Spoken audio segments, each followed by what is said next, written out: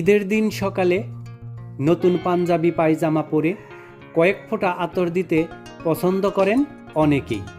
সেজন্য ঈদের কেনাকাটার তালিকায় থাকে আতর।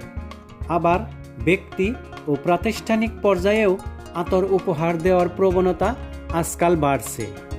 সেজন্য নাগরিক সমাজে দিন দিন আতরের ব্যবহার বাড়ছে। আর তাই দেশি আতরের পাশাপাশি ভারত, পাকিস্তান, এমনকি মধ্যপ্রাচ্য ও ইউরোপের আতর এদেশে বিক্রি হচ্ছে।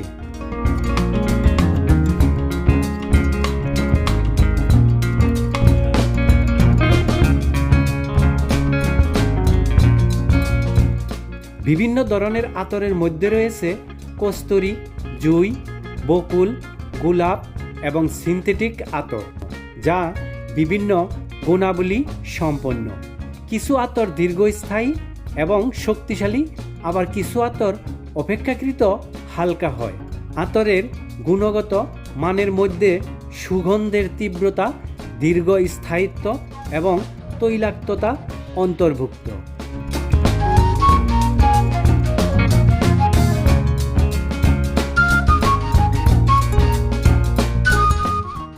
আতরের প্রকারভেদ ও গুণাবলীর দিক থেকে যদি আমরা দেখি, তাহলে সিনথেটিক আতর যেমন জুঁই, পাহাড়ি ফুল, চন্দন এবং আউদের মতো সিনথেটিক বা কৃত্রিম উপাদান থেকে তৈরি, যা শক্তিশালী বা হালকা হতে পারে।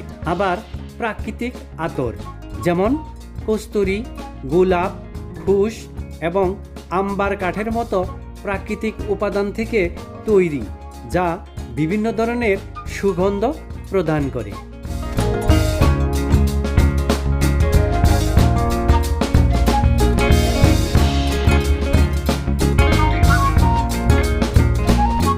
আতর কেনার সময় বিবেচনার বিষয় হলো, যেমন সুগন্ধের তীব্রতা।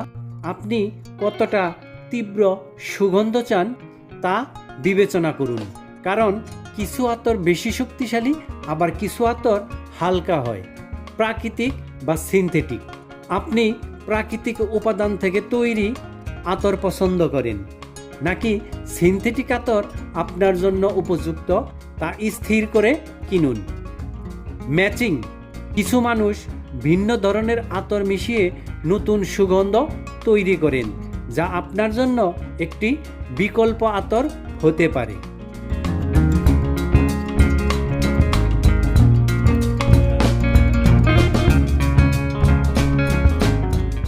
ভিউয়ার্স, আমার এই ভিডিওটি দেখে কেমন লাগলো তা অবশ্যই কমেন্টস করে জানাবেন, লাইক দেবেন এবং সাবস্ক্রাইব করবেন।